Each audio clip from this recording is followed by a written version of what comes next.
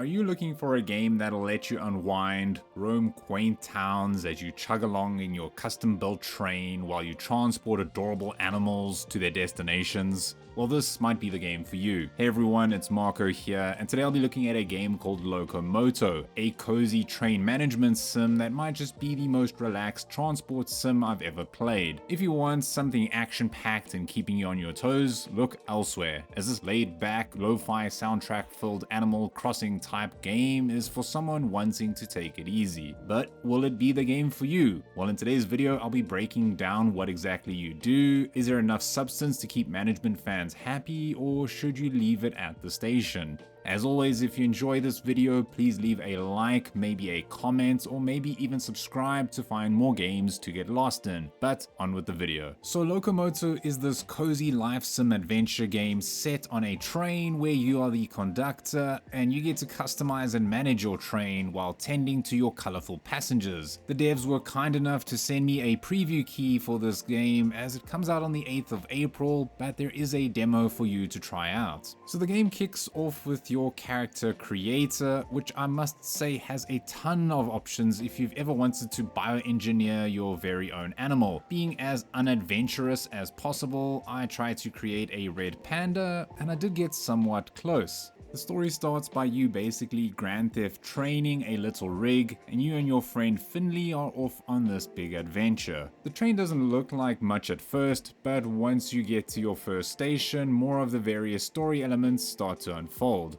At the first main location, there seems to be a problem. Ash is everywhere, your beetroots are looking grey, and the citizens are starting to get sick. Now it can't be because they're living right next to this coal mine. Oh no. But this, along with the other subplots and quests, start to unfold the more you play. Your mission, amongst many others, is to turn this town around, and more importantly, making your train look as awesome as possible in the process. Now, as mentioned, this is mainly a train management sim, but I'll break down the gameplay loop a bit further. It's simple. You transport the villagers, the furry people or furples, from one stop to another, and then receive upgrades to pump out your train and repeat. The more you play, the more missions get unlocked, meaning more chance to unlock blueprints to turn your train from this dingy wagon into something a bit more charming. There's no real currency in the game. I mean, you get these tokens that can be traded in for other items, but don't expect to be the next train tycoon in Locomoto. Everything about this game though is so chilled out. Even just managing the train itself might pose a lack of challenge for most, but others might really enjoy it. To get it running, you take the coal from the back and throw it into the furnace. And just a heads up, I'm no train expert, so please bear with me. Once you have enough coal, you choose a destination and crank that soldier boy. That's it. You can't control the train's speed. I mean, the most you can do is pull that choo-choo maker and let off some steam. As mentioned, missions or quests are found in the various locations on the map. You talk to someone, find out what trouble they're having, and then help solve it. This can range from making them an espresso to helping them decide where to place a university. I wouldn't consider any of these quests particularly challenging, but they did all feel meaningful in some shape or form. This will also mean transporting the townsfolk from place to place. The first few hours will see you doing more quest-based traveling,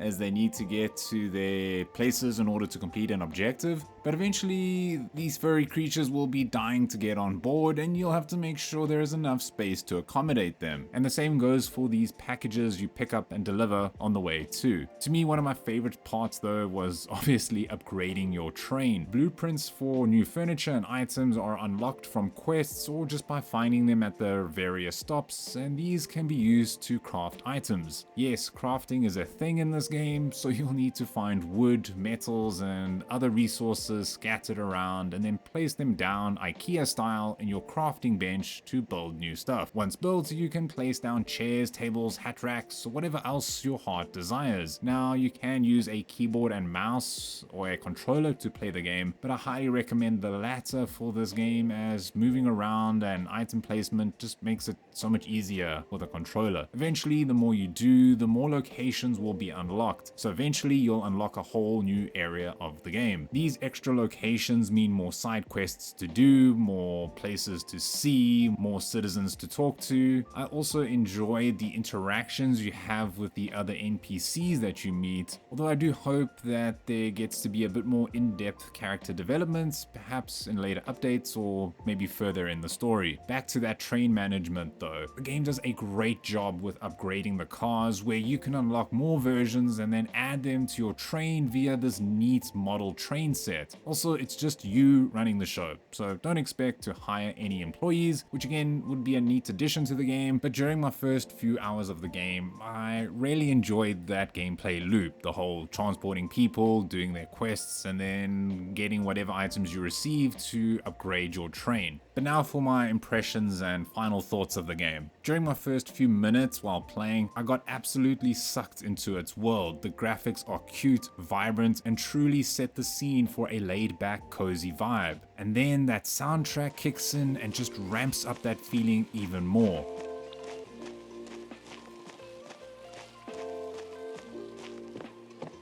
Honestly, more games need lo-fi soundtracks, especially ones where you'll need to relax. While writing the script, I actually had it on in the background, and that's always a win in my books. Regarding that gameplay though, Locomoto won't be for everyone, especially for those wanting a challenge, but just by judging the look and feel of this game, you can tell that it's not meant to be for a hardcore strategy player. I mean, for those seeking their next cozy adventure, there is just a lot to enjoy in this game, from the music to the visuals to all the cute characters you meet along the way in your journey. However, it's not all sunshine and rainbows. I did pick up multiple bugs, and the performance did hold me back sometimes with the occasional lag. I have been in a constant feedback loop with the dev team regarding these various bugs, so hopefully they'll all be ironed out by the time this game is released. Something else that didn't really appeal to me was the time between destinations. Like, cool, I get it, there isn't fast travel from place to place, but in the first few hours of gameplay, you need to be prepared to wait quite a few minutes as your train chugs along, especially if you're going from one side of the map to the other. I know the train gets faster as you progress, but yeah, I did get rather bored as in the beginning there's not that much to do on the train, and the passengers don't always want to chat to you. So I don't know, maybe perhaps a fast travel can be implemented if you really want to, just in the beginning. However, these are just my first impressions, and besides all of that, I still had a really good time. Now, the game is expected to cost $25 on launch, putting it in the medium to high price points. So is it worth the cost? Well, that's a tough one, and it will depend a lot on what kind of gamer you are. For me, personally, I always wanted to play Animal Crossing, and because I only have a PC, this might be the closest I will get. And so for me, I'd say I'm on the fence, but I am leaning more towards giving it a thumbs up just because I really had a good time playing it, and I do think that it's really cool to see interesting ideas like this. So kudos to the devs, and I'm really keen to see how this game fares on release. But that wraps up today's video. Will you be picking up Locomoto? And if you enjoyed this video, please leave a like or even subscribe to find more games to get lost in, or maybe even become a member. But other than that, it's Marco here from Easily Distracted Games, and as always, don't stop gaming.